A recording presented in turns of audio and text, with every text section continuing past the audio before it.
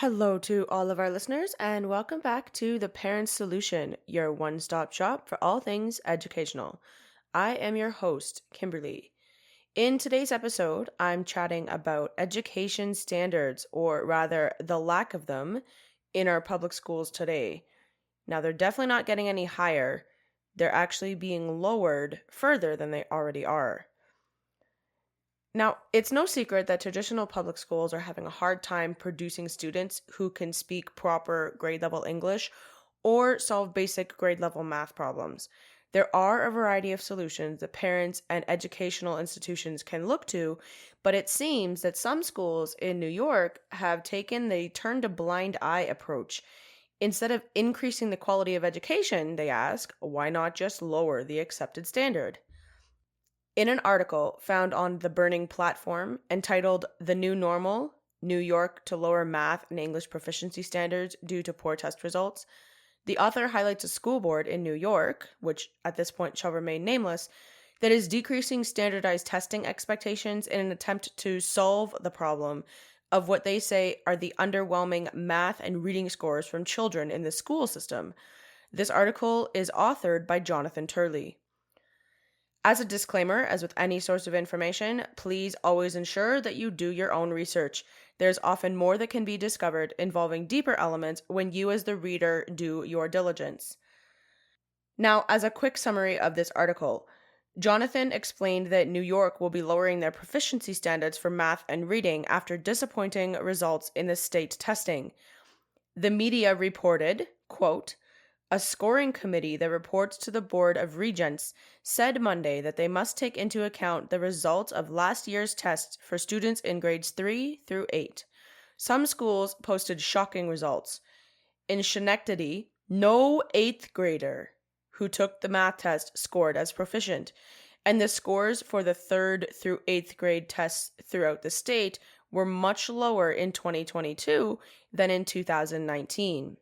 A result, no doubt, of the absence of in person learning during the first year and beyond of the COVID-19 pandemic. Unquote. In addition to this, some schools are transitioning teachers to a 4-day work week in order to eliminate stress. Other boards are removing the F grade to guarantee that every student passes. The effect of these decisions are long reaching, and I believe there's a lot of negative, maybe some positive, results as well. The lack of value that is placed on children's education is incredibly emphasized in this situation. Instead of finding a solution where a child can go to school and be taught basic skills, the decision makers here have decided that it's not important for the child to be given quality education. What they need instead is an easy ride. And the problem with easy rides is that they get you precisely nowhere. A child who graduates high school with a lack of literacy comprehension and math skills is going to have a rude awakening when they try to find a job in the workforce. Employers are expecting employees to be able to successfully communicate verbally and on paper or computer. Math skills are more important for the individual as it helps them ensure that they're not being taken advantage of. Being able to check your paychecks, budget successfully, pay your bills, avoid money scams, even properly tip at restaurants, all of these things come from basic math skills. So my question is, what kind of an adult is a school producing who cannot do simple multiplication and division equations? What kind of an adult is the public education system providing to society? One that's competent enough to understand the world and capable enough to chase their dreams?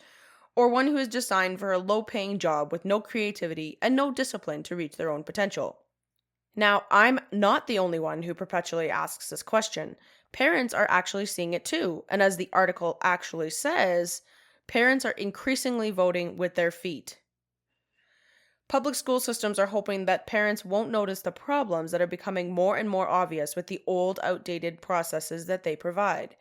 They're hoping that parents will always feel unsure about taking their children out of public schools because, after all, public school teachers are the professionals, aren't they? What the system doesn't want you as a parent to realize is that really, there's no one more invested in your child than you are. There's no other human who's trying to create a quality, education rich environment in which your child can grow and learn. You are the one working for your family, using your resources at your disposal to provide, and paying taxes. and expecting that your hard-earned money will produce public quality education for your child. So now that begs the question, what do you do when that expectation fails? The most radical idea here is to take your children out of school and stop paying taxes. It's out of the box, I know, but that would catch the system's attention, wouldn't it? It would take a mass amount of people to do it, but sometimes change only comes when you do that radical thing.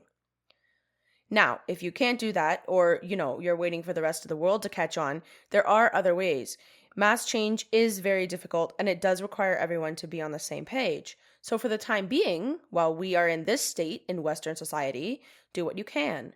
The small things, the most important of which is to be involved. Talk to the teachers, although realistically they can't do much in the way of state administrated tests. Talk to the policymakers, the education ministers, the politicians that your taxes are supposed to pay for. Loud enough protests will eventually get enough attention, if there are enough people. It's happened in numerous other areas around the world and in other areas in our society. So why can't it happen in this one too? Just some thoughts to ponder as you go about your week. That is all for this episode of The Parent Solution. If you have any comments or questions, either about this issue or others that have come up for you, you can always find me on social media. It's Star Students on Facebook and LinkedIn, or starstudents.learning on Instagram. You can also reach out through email, which is all over social media channels. Thank you, as always, so much for listening, and I'll be back next week.